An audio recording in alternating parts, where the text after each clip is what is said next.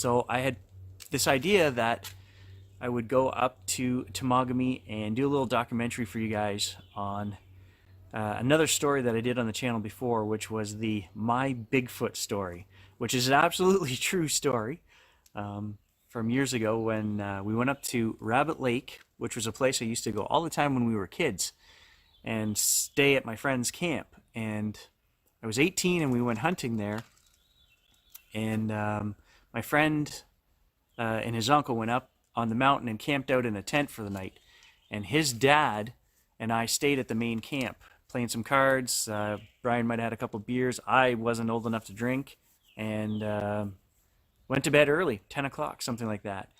And Brian was in his bunk snoring, and I heard the best description I could come up with that for this thing was a woman being murdered right outside the cabin, like god-awful, blood-curdling, very powerful. You could feel it in your like you could feel the screams. I heard 2 screams. It went around the camp. It was just blood-curdling, really. It was something I've never heard before that or since. And I've looked up all kinds of animals online, could never figure out what that was. And that would have been the end of it. Except the next morning, Brian got up and told me, well, whatever you heard, it couldn't be as bad as what we heard 18 years ago when the 4 of us were up here hunting and we heard screaming like you wouldn't believe. The guys loaded their guns. We barricaded the door. And I'm trying to tell Brian that's what I heard last night. He just didn't really get it. We didn't even look for tracks or anything the next day because you know what? It wasn't like we said, "Hey, that was a Bigfoot." It was no, there was no such thing as Bigfoot. We didn't talk about things like that back in the day. It was just a weird occurrence. But there have been a lot of weird occurrences up at Brian's camp. He's had what he calls the man follow him through the bush, hunting, fishing. He sees him just off, in the bush line watching him. He's always got a red coat on. Brian is absolutely sure that it's just a native guy that lives up there. Brian will tell you, I bought this land off the natives, and there's probably a few of them that still live up here on the land. I don't think that's the case, but that's the way Brian views it, and he honestly believes that. Brian is a super tough Northern Ontario trapping. He's a mountain man. He's a breed of his own. Brian is, he doesn't scare easily, and he's just his own guy. He had a canoe go missing from there, probably a few years after that incident when I was 18, and I didn't go back up to the camp. We used to go up there all the time when we were kids. And I didn't go up there for 4 years after that. Brian lost a canoe and didn't find it until many years later. When we went back in 2012, we had a guy's weekend up there. And he said, oh, by the way, I found the canoe. And he said it was miles up behind the camp. There's a lake up there. He said, I was walking around the lake moose hunting. And in a great big spruce tree, he said a 100-foot tall spruce tree, he said, there was my canoe. And it was hanging, 50 feet off the ground, tied up in this spruce tree. Well, who steals a canoe and puts it up in the tree? That was always a spooky place. And as kids, we used to get the feeling that somebody was watching us. In the evening, you'd have to wait until about the same time as it is right now.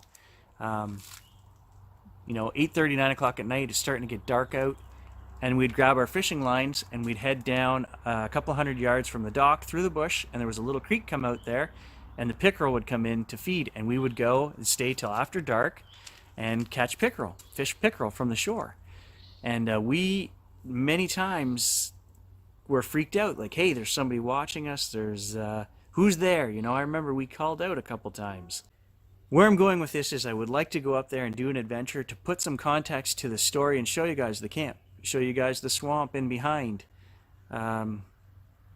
Just show you where this incident happened and how secluded it is with the drone. Do some drone footage in that. But I can't find anyone who wants to go up there with me to do this, and quite honestly, I'm just too chicken shit to do it myself. So it's actually 90 kilometers on the dot to Rabbit Lake Forest Access Road from my place. All right, so we're on the lake. This is Gage's first time in the boat. You're doing okay, buddy. He's a little unsure. Hey? you're a little unsure what's going on here, I'll take you for a swim later and you'll be happy. I know what makes him happy. Okay, let's get up the lake.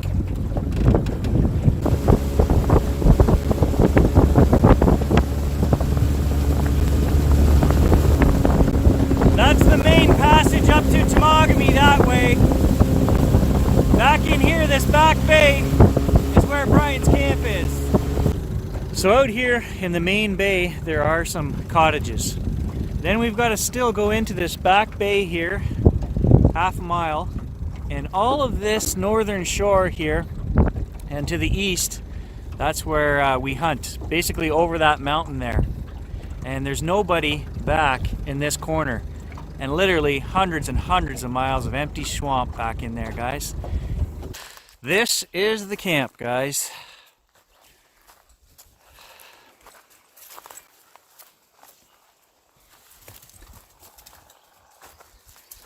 So right here on the left wall is where the bunks are, where you sleep. And my bunk was facing north, actually. So my head was kind of against this front wall here. And where I heard the screaming, if I had to guesstimate to place it, I mean, it was so loud, you could feel it. You could feel the noise vibrating in your chest. Would have been somewhere just off to the right of the camp here. Somewhere right in, you know, down in here somewhere. And so the first scream came from here, off to the southeast, and it was probably lasted, you know, 8 seconds, something like that. And then a second scream followed not very long afterwards, you know, 20 seconds after or something, from this side of the camp, like right here, right under the window. So if we come to this side, the windows were probably open. It was probably hot in the camp. I don't remember to say, but my bunk would be right here on this wall with my head on this end and my feet down there. And then Brian was laying on the opposite end with his head at that end and his feet this way, but he was snoring, so he didn't hear anything. So we're just at the back of the camp here, and somewhere off down here there used to be a trail, and it goes way up. There's a mountain up here. They called it the mountain. So when we would go hunting, we would always send one group of guys up the mountain. And it's quite a walk. It takes about an hour to get up there. And I don't even know where the trail is in here anymore. It's kind of overgrown. And somewhere down here in this valley. And you got to walk quite a ways up there. That's one way to get up there. Another way is we'd always send guys up in canoes. So there's another trail back through here that goes to where the canoes were stored. And then you would get into the swamp, and two guys would get in the canoe and go up that way. And there's a lake up there, like I was telling you guys. And we would walk around that lake for a day's hunt. And I want to be absolutely clear, guys. No, I have a biology degree. I've been hunting since I could walk in the bush with my father. I have a trapping license. You know, we hear coyotes and wolves howling. We hear the screaming fox mating in the spring. Birds and every other thing. You know, it's nothing new to us. We live in the bush. So only the one time did I ever hear anything that I cannot place. I've never heard anything like it since. And it was very strange on its own. It was a complete abnormal thing to hear. Now, Brian is even more of a woods guy than me. He grew up living in little cabins like this in the bush, you know, out trapping and hunting all the time when he was a kid. And he heard the same thing and could not identify it. His hunting party, who were all experienced Northern Ontario hunting men, could not identify that sound. Just out in the bush setting up some trail cams today. I wanted to have a talk with you guys about what I want to do, a new series on the channel.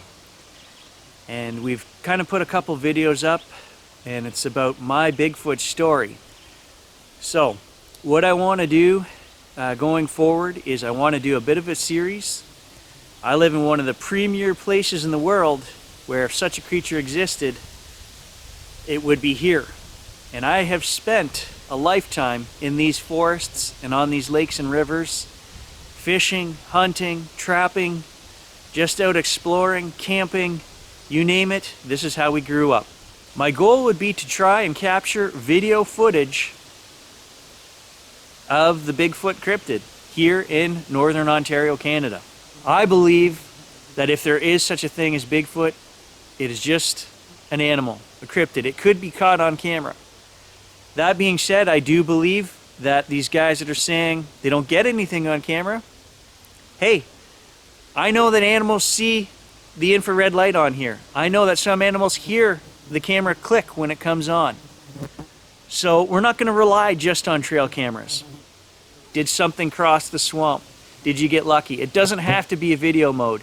You can't tell me an animal 500 yards off down in the swamp, crossing a swamp, would know there's a trail camera sitting up on the hill filming it. That's absurd to me. And we're going to try to prove that. That's one of the techniques I want to use. Go into some real remote spots, set these up, and just see what we get. Some of them will run on video, some of them will run on interval settings. The other thing I want to do is get the drone. We want to do a lot of droning. A lot of this ground here looks like it's accessible, easily accessible, and it's not. It's bog, it's muskeg, it's marsh, it's wet, it's very tough going. If there is a cryptid out there, and it's got to cross swamps, it's got to cross open land, if you had enough people droning in these remote areas, you know, and you're 500 meters up there, I don't think an animal would hear that. I could be wrong, but then again, you can still see 300, 400 yards across a swamp with a drone. So even if it did hear it, you have a good chance of catching something as you're scanning over these swamplands. Most of my gear, apart from the trail cameras, will shoot 4K. The trail cameras I own all do 1080 HD, so we're not going to settle for anything less than that. 4K camcorder, 4K 42 megapixel DSLRs.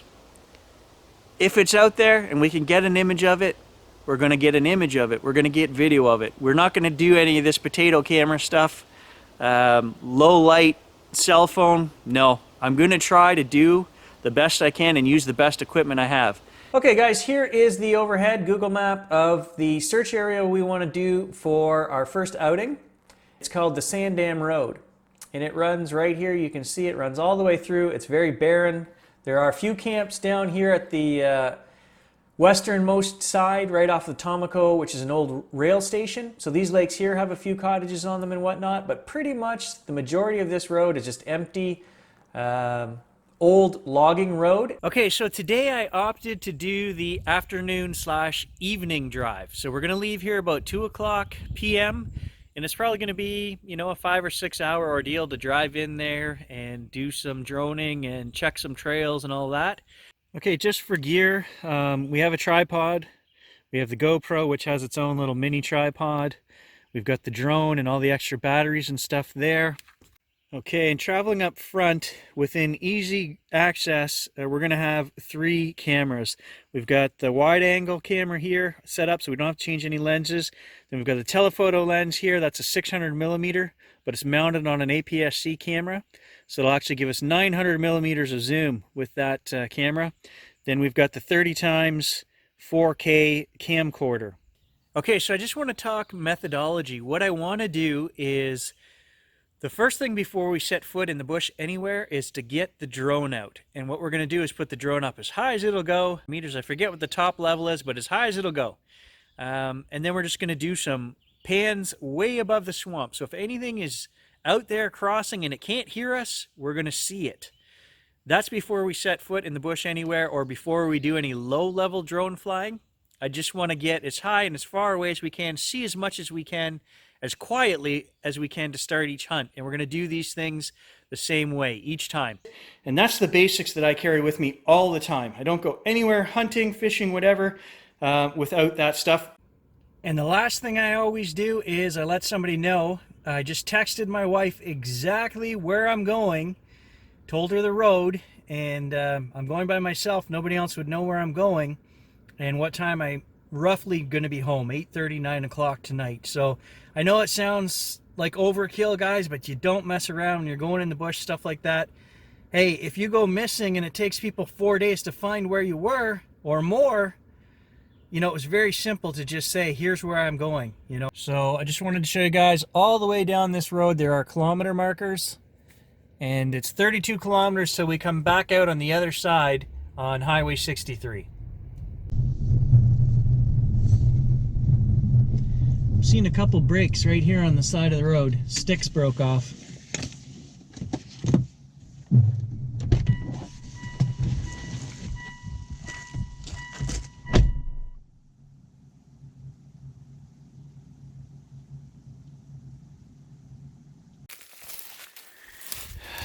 So right here's one,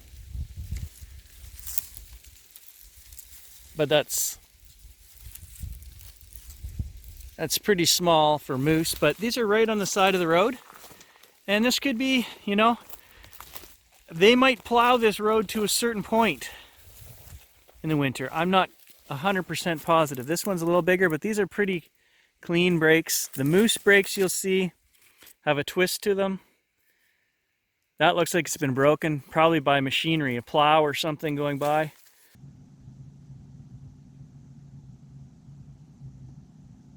And right across the road, you'll see all kinds of brakes here. Well, this is easily explainable too.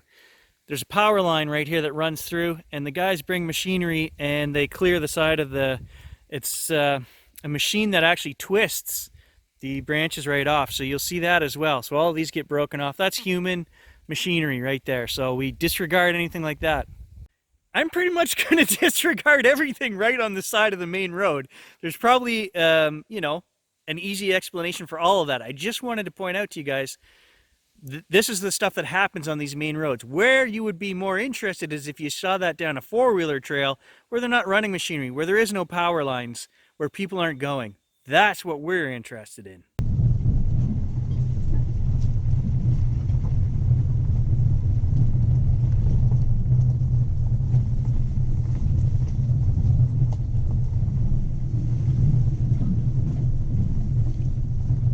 Yeah, so this was definitely a forested area. I can see over to my right, they've left a few big pines, and everything else has been taken out a few years back anyway.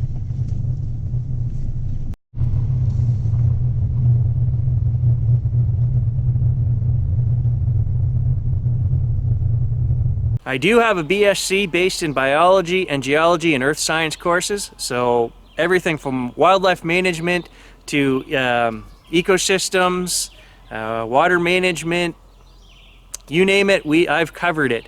I also went back and did a post-environmental monitoring course, which again covered all the basics of biology, animal wildlife zones, eco zones, everything here to do with the Northern Ontario region.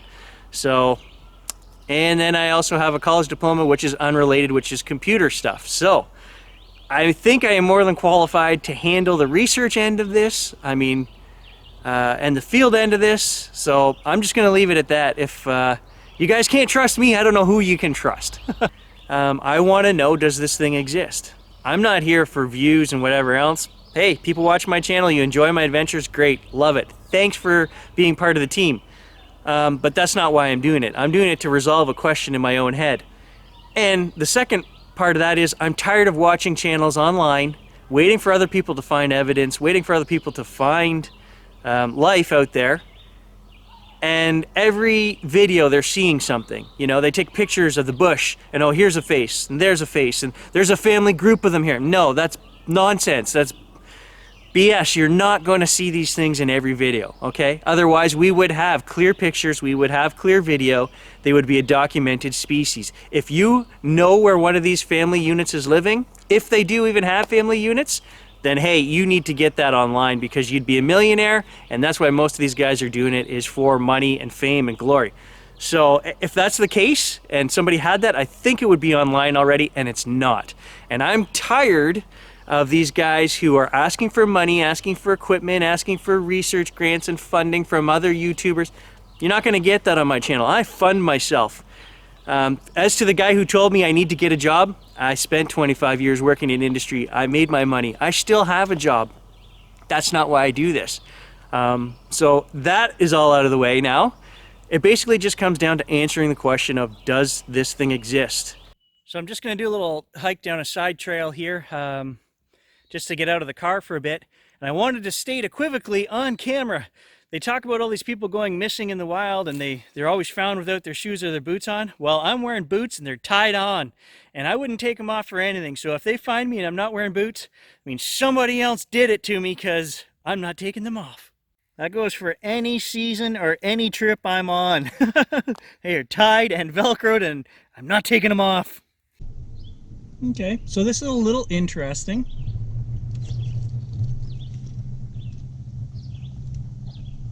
Choke cherry tree, and it's been pulled down here on the road. Well, it's not a real mystery or anything. That would probably be a bear. Would pull that down to get the choke cherries. But it's cool. I just wanted to show you guys that. Now, some other channels would have all kinds of other theories, but we're keeping it real. That would be a bear. Ah, and about 50 yards down the road, there's the chokecherry tree. What do we have right here? Uh-huh.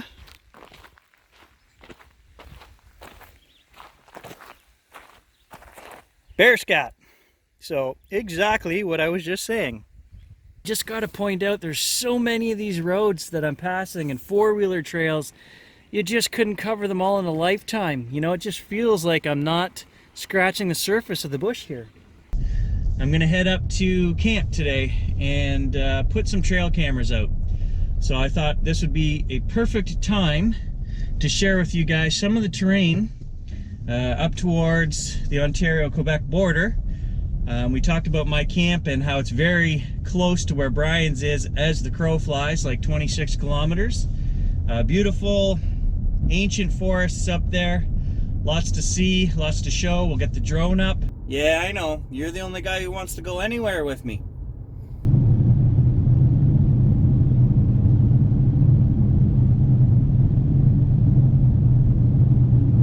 Now you remember the boat. Yeah, this is good stuff. Looks like we might get wet. Looks like it's gonna rain. So we put in straight around that point down there, maybe 3.5, 4 kilometers, not quite as far as I thought it was gonna be. And all of this side, there isn't a single camp. That is all protected old growth forest. And it's gonna stay that way, well, hopefully the next 100 years. Who knows what'll happen then, but then again, I wasn't looking forward to have to climb back up here to get those cameras later anyway, so here is good enough. So we've got a bit of a draw coming down off the hill here. That means it's just a nice gentle slotted spot that's open, and if animals were coming along the side hill, they're just gonna follow that path of least resistance and they're gonna come right down here. So I'm gonna use this maple behind me and we're gonna shoot directly across. The opening continues right along the side of the hill here. Today I've brought adjustable mounts so that we can point our cameras up or down. Those are the handiest thing to have. And we're gonna set up 2 cameras right here on this face. Okay, so there's our birch mount, and I'll show you guys the other one because you can see it from here. Right there. I always like to have one camera in the vicinity of another, and if I put enough of them out, I try to make a circle so that if something messes with one of the cameras, you can see it on the other one. In this case, we're not going to be pointing the cameras at each other. I want to cover a little more ground, but that's the kind of gist of how I set them up. Jump on the four-wheeler, and we're going to go straight back to North River Road until it turns into four-wheeler trails. And what I want to do is check some of these off the main trail routes and look for mud holes and things where we can look for track traps. So where a lot of people are not traveling, mostly just animals, and we're going to throw up the drone. This right here is a main fishing river from when I was a kid, so I want to see if we can drone that. We'll have to, there's a couple of small trails that come down right here, actually this trail. And maybe from here we'll send the drone down and try to get some footage of that. Any of these small swamps along the way. Eventually we're going to make our way back here to this power line. And that's as far as I think we're going to go today. The main trail ends right here, and then you've got to go down the power line. It's kind of rough going. But if we can make it to this creek here, this is the Pine Water Creek. I want to put the drone up here and go down each one of these tributaries. Somebody's learning to drive the four-wheeler today, so we're in low gear for a little bit. She wanted to go for a ride, so I'm not going to say no. Anytime I can get them out of the house and away from electronics.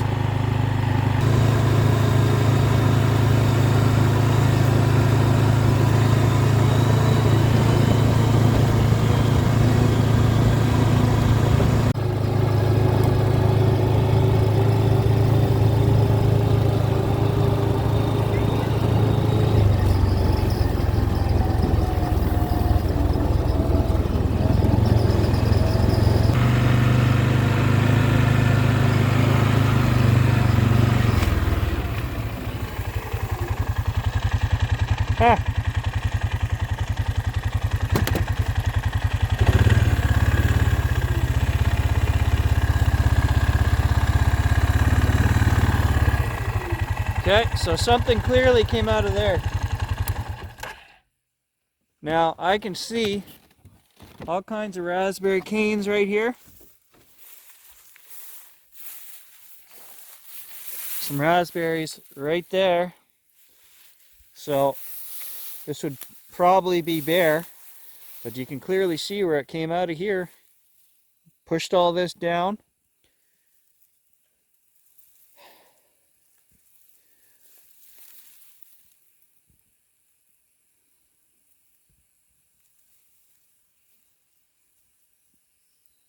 So my dad and I just talked about this morning.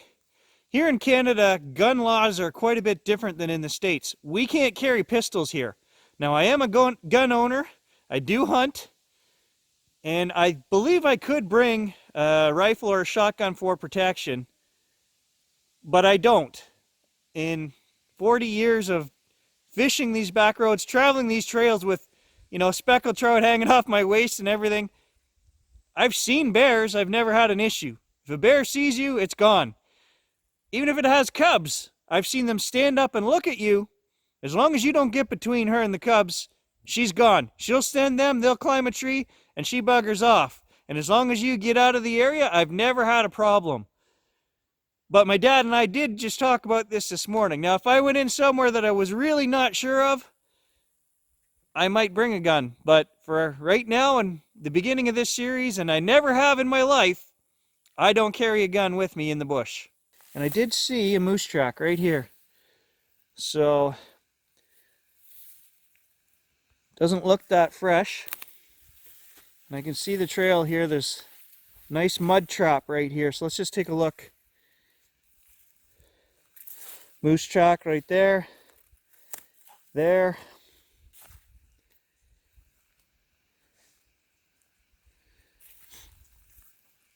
Right there. So these probably, I'm going to say, between a week and 2 weeks old. They don't look that fresh.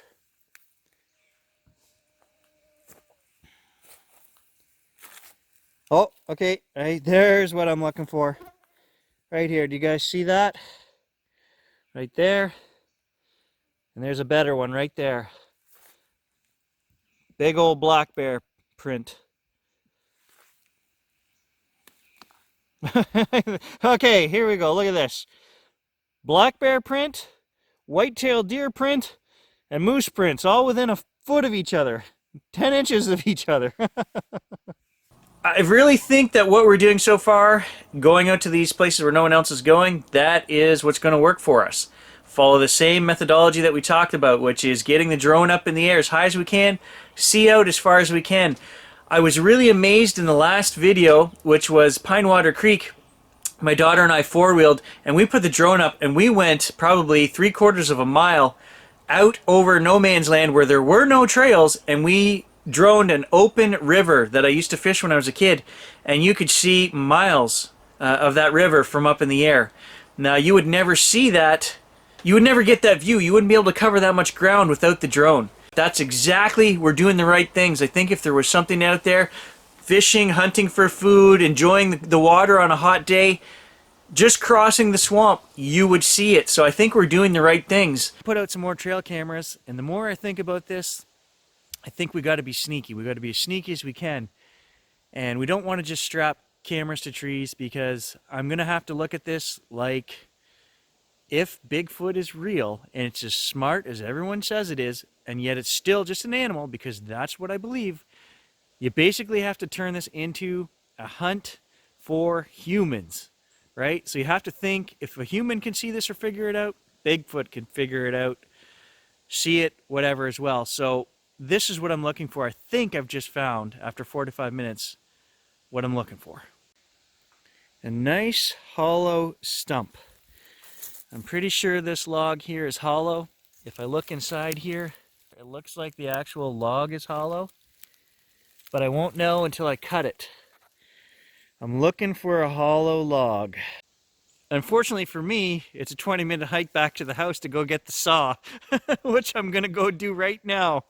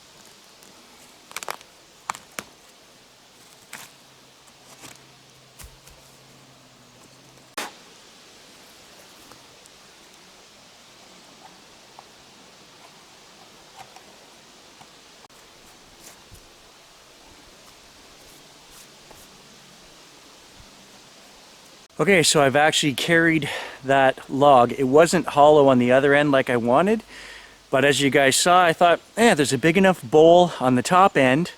We'll bring it to an area where there's a stump up above. So this looks like it could have just fell down. We're gonna put stuff all around it, and this is the plan going forward. I'm gonna try not to just strap cameras onto trees because anybody can see that. From now on, we're gonna start hiding the cameras as well as I can hide them. Look at this, and it's kind of rotten, so I can just gently make a big enough space here without making anything noticeable. And I'll put another camera right in here, and I'll show you the best part. So our other camera's just down here on the left, and right here is a walkway that anything coming around this hill has to walk this trail. So, and I always like to point one camera towards the other, so this is going to be perfect. Okay, I've got to be honest, I actually like that better than the one I just made. Look at this, it's perfect.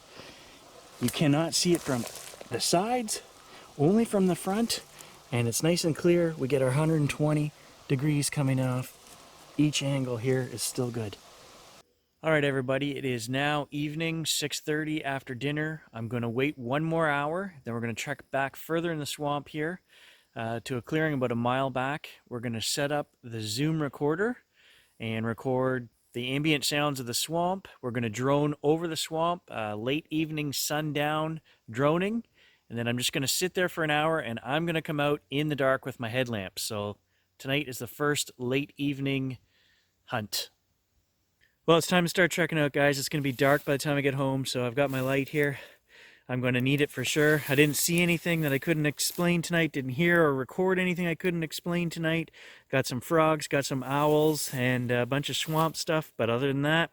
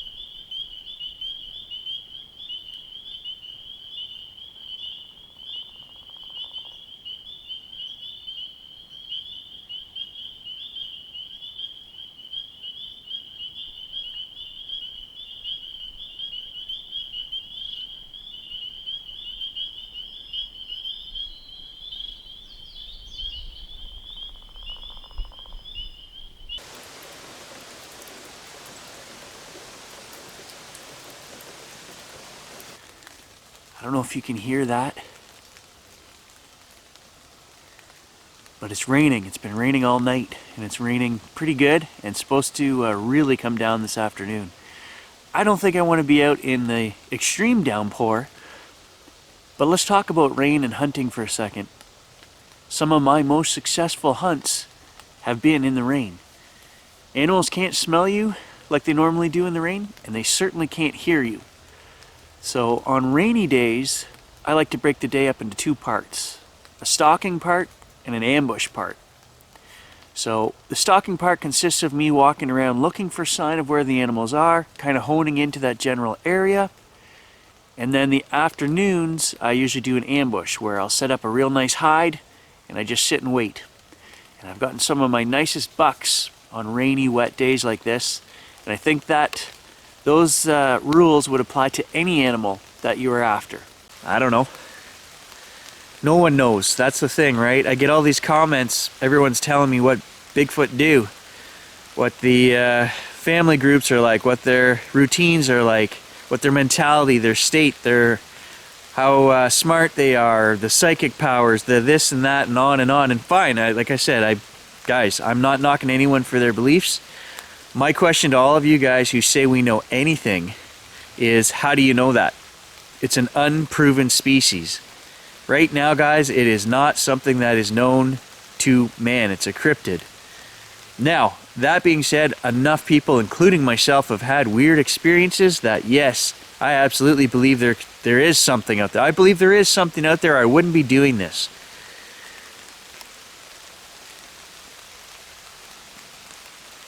However, I will argue with the guys that are stating facts about Bigfoot that, hey, as far as I'm concerned, there are no facts. We don't know anything about these things.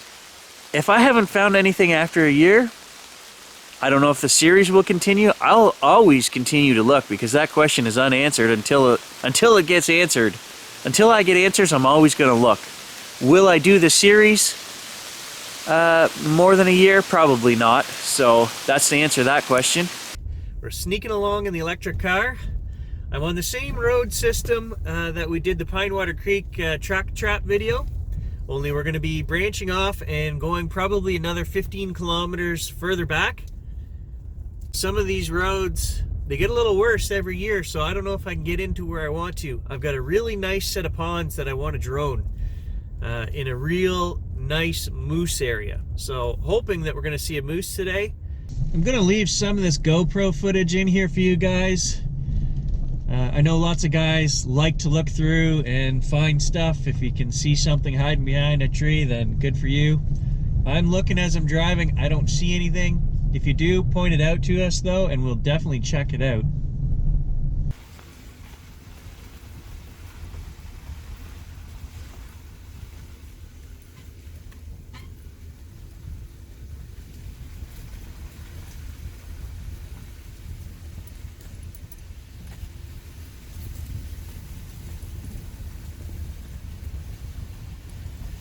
So I also purchased a set of antenna range finders for the controller, for the drone. So we're going to try that out right now.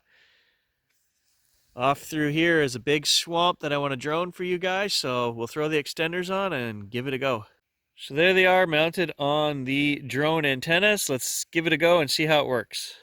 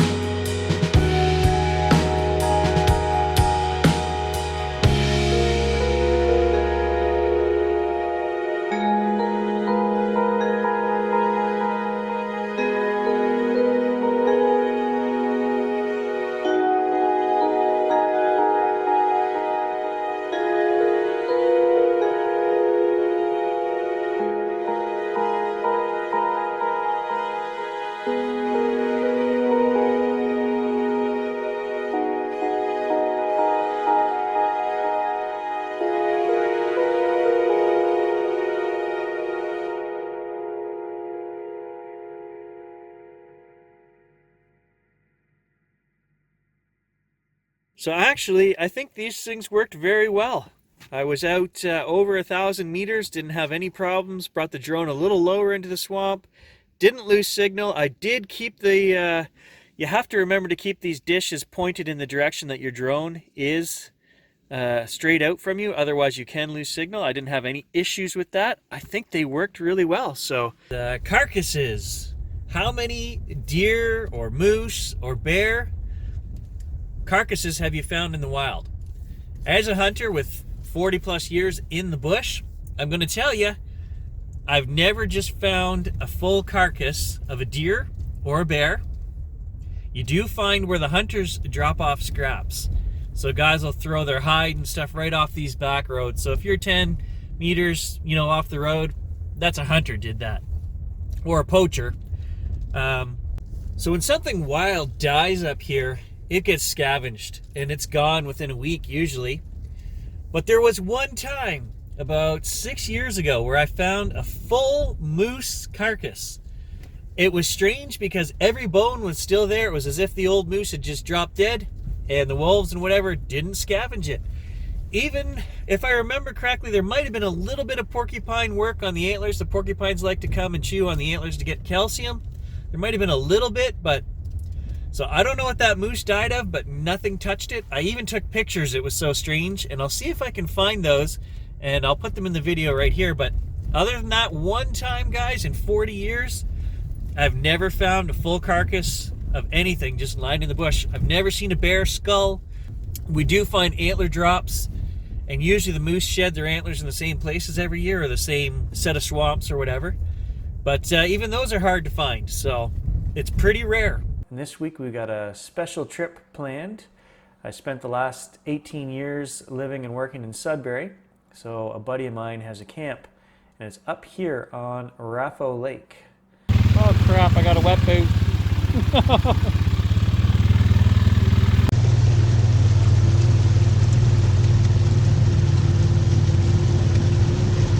So the kids, the dogs, the adults, we have been making a ton of noise. If there's anything within 5 miles around here, there goes a dog, you're gonna know we're here. So I'm doing my best. I was up late, I got up early, I trolled around the lake, I've had the drone up. Now I'm hiking the trails, gonna look for anything that looks out of the ordinary. So I mean, I'm walking the trails, I see all kinds of broken limbs, bent over trees. I watch a lot of channels, guys. I watch, if there's a podcast, if there's a channel out there, I watch it. This is of interest to me, obviously. I don't agree with 75% of what I see because nothing's proven. I'm not trying to knock other research, but you need to have something extremely out of the ordinary. Like there are some sites that you go, wow, that looks like almost like a teepee structure. Trees upside down with root balls up in the air. Yes, that is odd. That is out of the ordinary. Do I see anything like that here? No. I think those things that are truly out of the ordinary are very few and far between. So, I mean, yeah, there's a lot of stuff bent over here and you kind of say, how did that happen? But I think you could puzzle it out if you looked. I mean, the bush is thick. There's all kinds of stuff just lying here. Like, look behind me, right here. I didn't even look at this before we started talking, okay? I mean, other channels would analyze that and say, oh, this is all weaved together. No, it's not. It's naturally fallen this way. So I guess when I say I'm looking for stuff, I'm looking for extreme root balls hanging up in the air, upside down structures, you know, 5 or 6 teepee structures put together, not just a couple of cross sticks in the bush or that. So these sticks are bent over. There's nothing down here on the end, but you can see right here, this stick, the rest of it is down here on the ground, obviously fell down with snow load, pushed those down long enough that they stayed bent over. Eventually that's going to rot off. Those are going to stay bent over, and people would say, ooh, that's strange. It's not strange. It's natural. It happens in the forest all the time. I don't know how much you can see the bend there. I'll get down. See, they're bent right over. That's not odd. And then right here across the road, I'm looking. There's this stuff hanging here. That's not odd either. just happens to have all fallen into a nice, neat little crotch here, and it's just hanging here. Right? So, I mean, if you want to look hard enough, you'll find stuff, and somebody would say, oh, they jammed all that in there, and don't walk past here on the trail. See, does that look interesting? Not really. It's just a bunch of deadfall that happened to fall into the crotch of a tree. Wives can be used for bait as well. Tracks! Those weren't here the other day.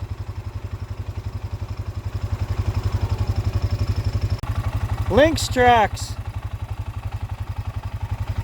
Those are new too.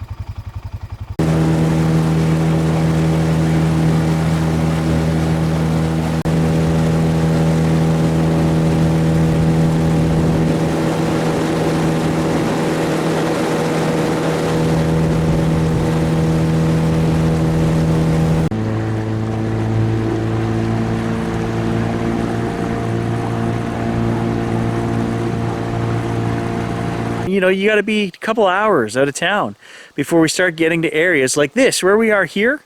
This is pretty remote. There are other guys here on the next lake over. I heard motors running last night. I saw trucks parked when we came in. So even though it took me a total of probably close to 4 hours to get here, there still are other humans around.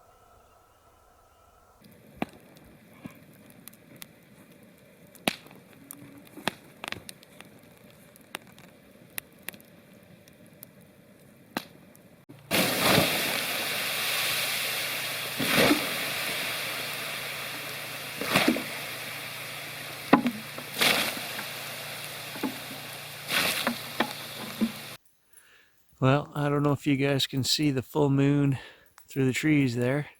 It's almost full. It's midnight. Everybody went to bed hours ago. Just Gage and I are up. We just walked quite a ways down the road here from camp. I did a few tree knocks tonight and moose calls. I didn't want to be howling in the bush like an idiot and have everybody ask me why, so I've been moose calling all night. I thought, that might draw something in, but I haven't heard anything all night. So it's 12:09 right now, as you can see. It's time for bed. I guess the kids want to get up early to go fishing, so time to head back to camp and hit the bunks. Right, Gage? You ready for bed?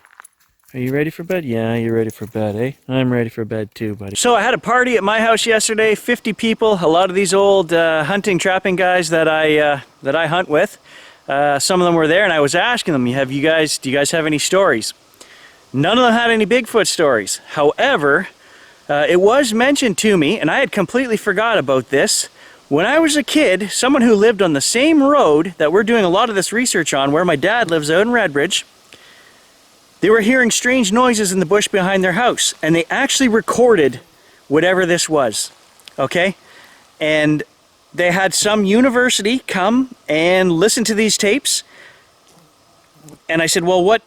They never did determine what it was, but so my aunt said, well, it was an Indian burial ground. I said, well, what do you mean? The screaming sound was an Indian burial ground? She started laughing. She said, essentially, that's what it came down to. They said the area was on an Indian burial ground, and they couldn't explain the sounds. So I'm going to try my darndest to get a hold of this person. She wasn't a friend of mine. She's a few years older than me, but she lived on the same road. If I can track her down, if she's anywhere around, I'm going to see if we can get those recordings. I don't know what it was screaming. Somebody said it was just screaming in the bush, and I had never I do vaguely remember something about that. I was probably only 5 or 6 or 7. In all these years, with my own experience of screaming that I heard, I had never thought of that, had never clued into that. And somebody else said, well, hey, this person had the same experience behind their house and they recorded it. I'm going to see if we can get those recordings. No promises, because I don't know where this person lives. It could be in another country, but we're going to try. And this is pretty cool. This isn't Bigfoot related, but at my party yesterday, my friend says, can I bring an extra kid? We said sure, and everyone's welcome to the party. So he brings this kid. I don't know who the kid was. He was maybe 8 or 9, and he was off running around with a dozen other kids at the party. And I guess there was some hubbub going on the side there. We weren't paying attention. And I found out this morning the kid burst into tears crying. Whew, that was spooky, because I'm going to tell you a spooky story. All the trees just clacked above my head there. The kid burst into tears crying, and he was pointing over just beside my house into the bush saying, there's a guy hanging in the trees. And so the other kids were like, what are you talking about? No, that's not real. You're being silly. And he just burst into tears. No, it's real. And he caused this huge scene. I don't know what that was about. It was strange, man. Strange. The plan is simple. Go up, do some fishing, do some exploring. There are some riverways that come into the Ottawa from up above, maybe 12, 13 kilometers up above Temiskaming itself. And I'd like to maybe drone those. There's some really nice waterfalls up there, show you guys some scenery, but also just check those little riverways. They kind of look like Amazon tributaries, if I'm honest. When I was a kid, that's what we always thought when we'd go in there fishing. It was almost like you were going down the Amazon. So we'll go check those out, check the muddy banks and shores there for footprints, tracks, anything. I don't know how many people. There could be lots of people going to these places. I don't know. But we're going to drone it, and we're going to check it out, and we're going to get the trail cameras. So my dad and brother were at camp fishing a couple weeks back, and I don't know if they left pails that they had cleaned fish and stuff, but there's some evidence of a bear rooting around, so I'm going to just take a bit of protection up here. It's just some bird shot I got, just more to make a noise than anything. You know, 9 times out of 10, I don't even need this gun. I'm just going to yell, the bear's going to run off. And 99 out of 100 times the bear is going to run off. You know, so if I have to shoot this in the air, that's all this is for. But as a last resort, I'll wait till you get 2 feet from me and let you have it right in the face if I had to. But I'm not carrying any slugs or anything, just some number 4 bird shot. The old Thunderstick. The story about this gun, it's got a very small barrel on it. My dad blew that barrel out years ago. Look how short that is. So my dad actually was hunting just partridge in the winter one time, and he actually got snow in the end of that and blew the end of it out. And back in the day, we had just enough to save the gun where the gunsmith could saw it down, file it down, and keep it legal. So now I think the laws have changed. You can have even a shorter barrel than this, but you can't hit anything with this thing. It's so short now with a full choke. The spread is so wide on this thing. You go to shoot a partridge and you destroy all the meat. So we just kind of keep it for camp protection. Look what he's doing right there. All over, he's leaving tracks, and he's ahead of me, so I can't see. He's tearing up the ground all over, ripping and racing and running and playing. So in a way, it's kind of bad to have him with me because I can't look for tracks and stuff. But I do like having him here. Now that's not Gage. That's a big old moose track right there. Come on out of there. So a moose has climbed up here since we were here.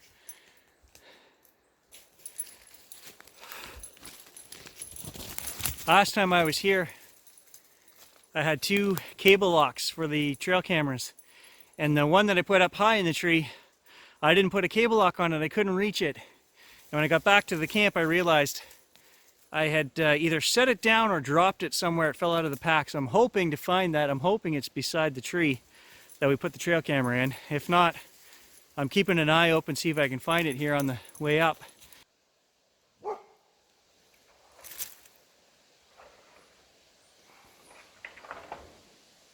Come on, Gage. Okay, so there's one trail camera over there. There's the other one right here.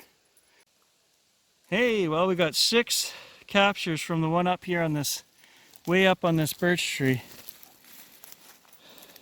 So I just undid the lock here from this tree, and right there, lying down, must have fell out of my pack. Here's the other lock. Perfect. Saves me 20 bucks. Bush experience, my God. Been hunting ever since I was pretty young. Before that, I was trapping. I was about 8 years old. I used to run a trap line up where I live now. Had snared rabbits and had mink sets, muskrat sets, all little stuff. I'd go up there and I'd make myself a little bit of money doing trapping because my dad had a big trap line. I can remember one time in particular, I went up the road and I come running back down. Boy, I was pretty scared. Oh, come on, you got to come with me. There's something big in my trap. So, oh yeah, he said, well, sure enough, we hopped in the truck. We didn't walk back up. We come up and he looked at that and he jumped back. There was a lynx. The lynx was caught just with its little toes, just in the front traps. It wouldn't even pull its toes out to get away. But he never said that he ever saw anything or never a track that he didn't know what it was or never, no, nothing he couldn't explain. Okay. Well, what about yourself then? Because since you were 8 and had your trap line, I'm sure, I know, because I've been in the bush with you since before I was 8, that you've spent a lifetime since then in the bush. Yeah. Have you ever seen or heard anything that you couldn't explain? No. Not that was on the ground. I've seen some strange things traveling when I was a kid coming back from the bush, mainly because you were walking. You were a kid and you looked into the sky. There was always falling stars and there was lots of other things moving around too, and I can remember that. And we never seen much after that because once you started to drive, you weren't looking up in the sky as much. But when you were a kid walking. I know he's got a story. He's dying to tell it. And it involves a flying barbecue, so why don't you go ahead? I've heard this story since I was a kid, and he's adamant that this happened, so go ahead, let's hear the flying barbecue story. We were back in, I remember I was just a kid, about 15, 16 years old. I was with my buddy Pete Langell, and we were with my dad, and we'd come back out of Songus Road. And we were back in there fishing suckers, up on the river, and we come back out, and it wasn't too late at night. It was pretty, actually it was just dusky coming back. And we come out of the Songus Road and we're all looking up there. I'm like, what in the hell is that? And it wasn't moving fast and it was no great spaceship. And I don't think that anybody had a drone in those days. I often wondered, what did the Air Force have? But who knows? What year would we be talking about? Well, I said it was a 1966 Volkswagen. He bought that brand new, 62? Yeah, 66, 67, 68, in there someplace. And all of a sudden we looked and over top of Songus Road, it looked like a flying barbecue. You could see the 3 legs and there was a green light underneath it. And it was about the size of an old charcoal barbecue. And we're looking like, what the heck? And it wasn't high. Maybe 75 feet over the road and it come across the road slow like that and right through down through the bush where it stopped. Well, what the heck? Never saw anything like that since. And what can you say? 4:30 in the morning, can't sleep, allergies so bad. So I don't come up to this camp. Looks like a scene out of a horror movie or something.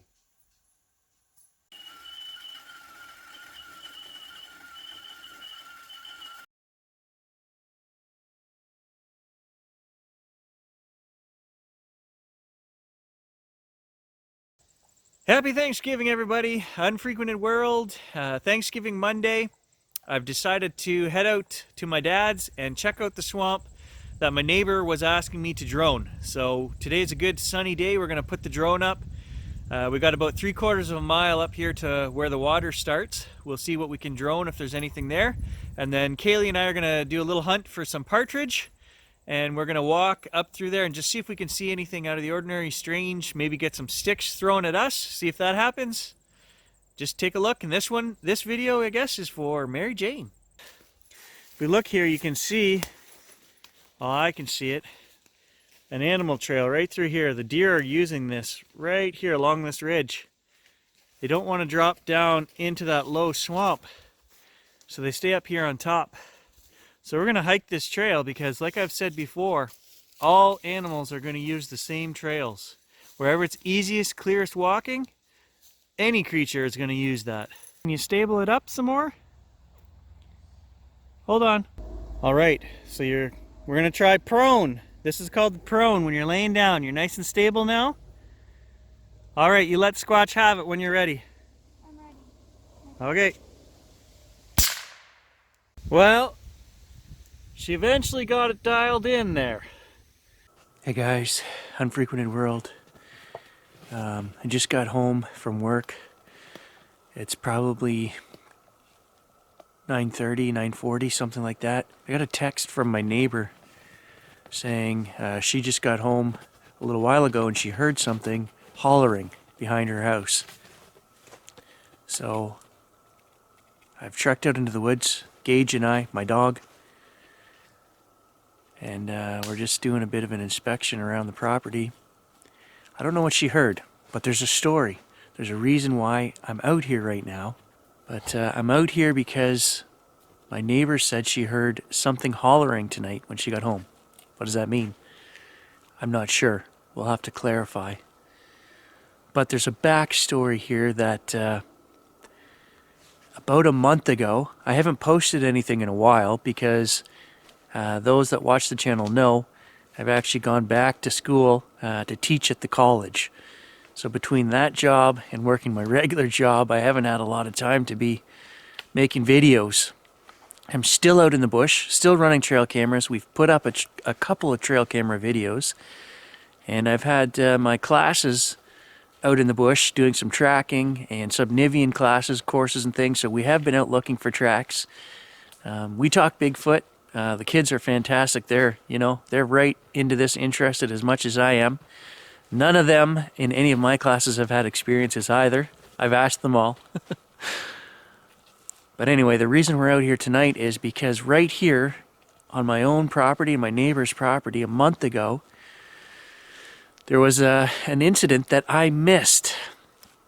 So my neighbors across the road are maybe 200 yards away from my house.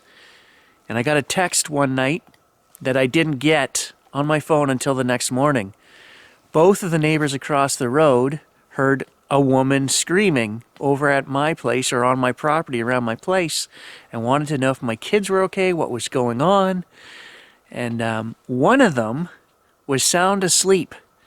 And the screaming woke him up. He sleeps with the window open, him and his wife. She says he doesn't have very good hearing. And she said he sat bolt upright in bed and they could hear this screaming. And they didn't know what it was, a woman screaming. So they texted me. And I don't know if they follow the channel, if they know that I'm on the hunt for Bigfoot or not. I thought at first they were joking with me because of the channel. And I've talked with them a couple times since then. They weren't joking. All of these guys up here are hunters, fishermen, bushmen, to varying degrees, okay? And on top of that, the next day, the neighbor that's beside my house was telling me that there was a rabbit head beside her porch. Something got a rabbit, ripped its head off. So, as a biologist, I have to surmise that what those guys heard was a screaming rabbit, maybe? But that's a long ways for somebody to be woken up out of a dead sleep. And I'm still kicking myself that I didn't get that text and couldn't get out here and investigate that night because I really would have loved to have heard, the volume, the sound, what it was that woke, the one neighbor up and had the other one so concerned because both of them heard it. And neither one of them knew what it was. So, let's talk about that for a second. I immediately come to the conclusion that it's one of three things.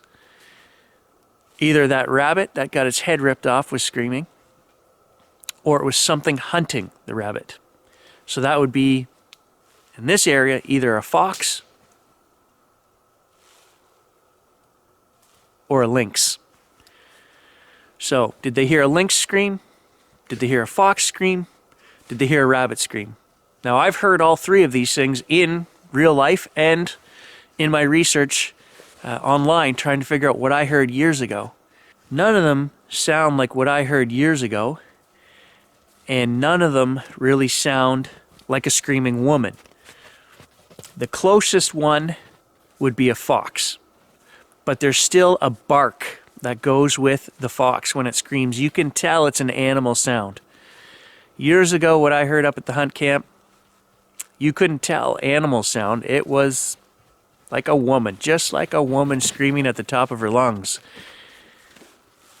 That's what these guys are telling me they heard that night. They texted me a month ago. It was a screaming woman, so I don't know. Seeing as it's so cold out, why don't we just take a minute and talk about adaptations of animals that do live here in this area. Because if we're going to say that Bigfoot is a real creature and that it lives here, it would have to employ some of these winter survival tactics. You know, and a few of them would be hibernation, a heavy coat, storage of food. You wouldn't want to be walking through the forest with 3 feet of snow in the winter. No animals do that. It's just too much energy use. So they will make a trail and they will use the same trail all winter long. I couldn't tell you where it came from out here, whether it was to the side of the house or behind the house, but it was loud and I heard it as clear as could be. A wood knock, which I would have thought more was a tree popping in the freezing weather, but I know. Right now, it's colder than 0. It's probably minus 5 degrees Celsius. Not cold enough to make the trees pop like that.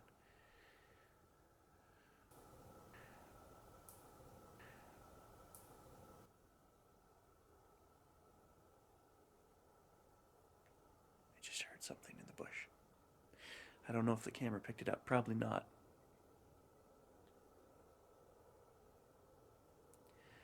I know where that was. Straight back in that corner. Right there. We're going to go check this out. Okay, it's been 5 minutes, but I'm dressed now. We're at the front of the house. I'm not going to talk when we get to the back. No dog. We're just going to sneak out there and see what's there. They're going to hear me coming because I'm walking on crunchy snow, but I'm going to do my best to be quiet, and we're using the infrared light. I don't know what it could have been, but it was loud. I was awake. I wasn't sleeping. I was contemplating work today and heard it plain as day. I think it came from straight behind the house, but when we were out there 5 minutes ago, I heard something off to the rear left. We're going to do a big circle and we're going to take a look. Let's go. God damn it, guys. I just missed it. There's another knock.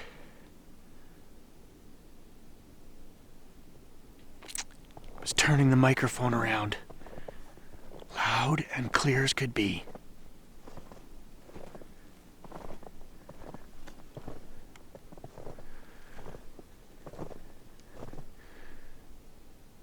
Straight back in that corner.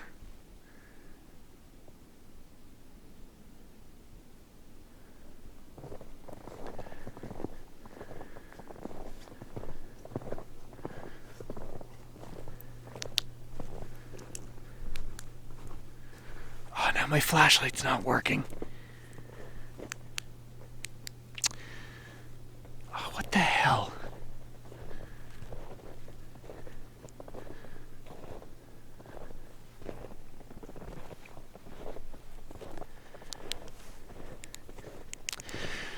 Okay, flashlight just died.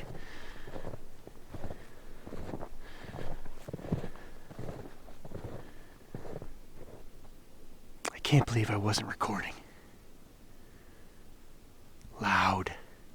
I'm gonna say 100 yards back here.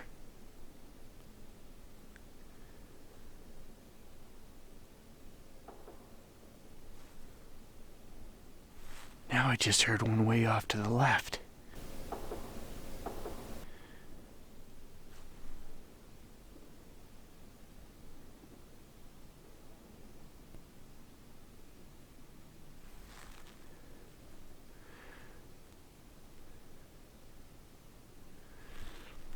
What the hell?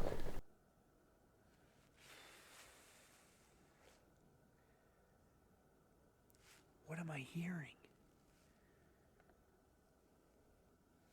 When you're trying to listen out here, that's all I can hear is that noise. Every time I start freaking talking, There's another wood knock. Back here behind me this way now. In here is that no. In here is that no. In here is that no. Okay, that's weird. The camera just went into review mode on its own.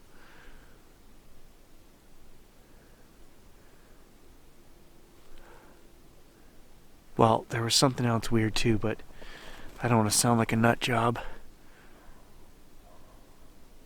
I can hear somebody's dog barking, I can hear crows in the distance, and I can hear city noise. And right now I gotta tell you, I'm feeling a little freaked out.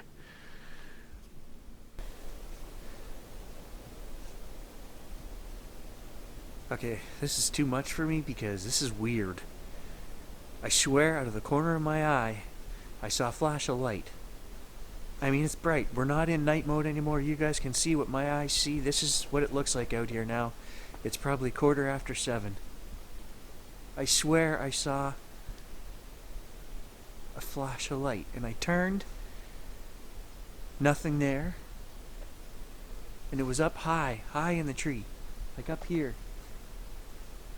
Oh, I'm getting goosebumps because I feel weird. I don't believe in this weird shit. I do watch shows which talk about, and I go, whatever, but this is weird. And the camera immediately went into review mode. That has never happened before. This has never died before. This is a weird, strange morning.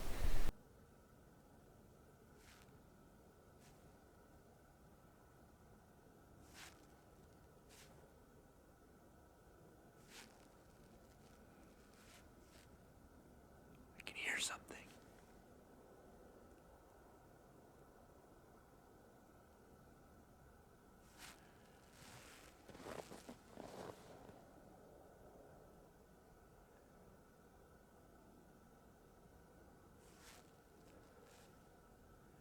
Sound like huffing.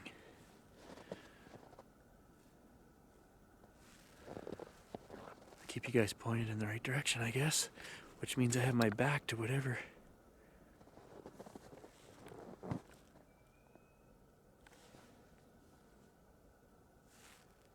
Just heard a whistle.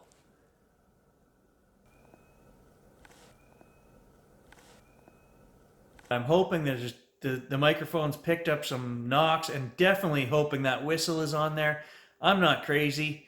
They know if I'm here, whether I walk or whether I drive on the Skidoo. So I'm kind of obsessed with these light anomalies now that I saw that flash, a couple of videos back. I know it was there, and I want to capture something on video, whether it's an orb, just a weird light, a flash, whatever. I want to catch something like that.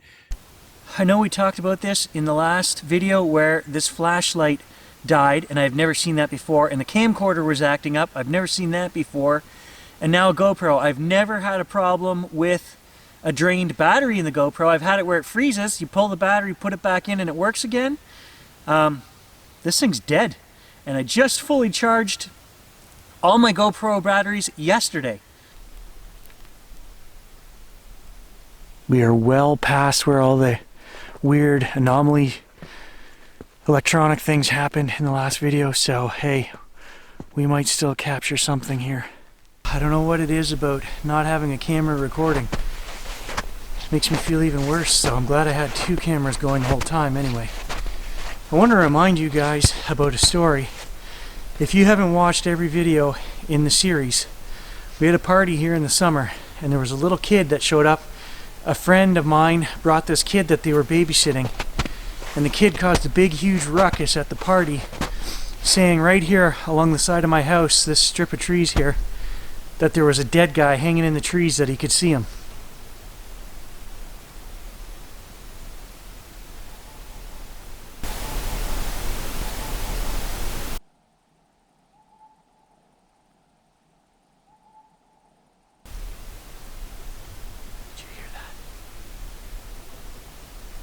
Whoop whoop. So what do you figure? I haven't seen anything. Didn't hear anything? Haven't heard a thing. Distant snow machines. So there are snow machines out on the lake tonight, and I can hear them. If you hear something in the distance, that's what it is. Now you said your light wasn't working. It didn't seem to be working full power. Did it flicker? Did it go out? No, when I turned it on to use it, it wasn't bright like it was before. It was almost like it was being covered like half power or something. I filmed it on this camera here, so we'll see what the results look like. But Well, that's it. There's the house. It's going to take me hours to go through the 3 cameras of footage, and I'll pick up the trail cameras just to make sure there's nothing on them as well. We didn't hear or see anything that really caught our attention, but maybe there's something somewhere on the video or audio. We'll take a look. Thanks for watching, guys.